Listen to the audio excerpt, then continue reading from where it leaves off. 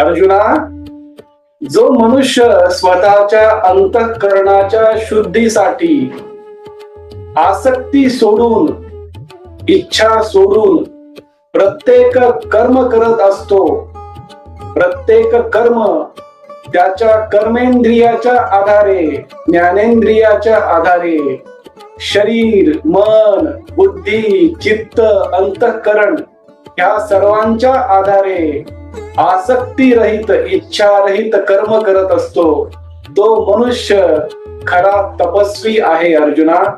कारण तो मनुष्य कर्मयोगी आहे. कर्मयोगी म्हणजे काय, मी तुला याआधी समजावून सांगितलेले आहे अर्जुना. असा हा कर्मयोगी, खरा तपस्वी कायिक, मानसिक, बौद्धिक कर्मे आसक्ती सोडून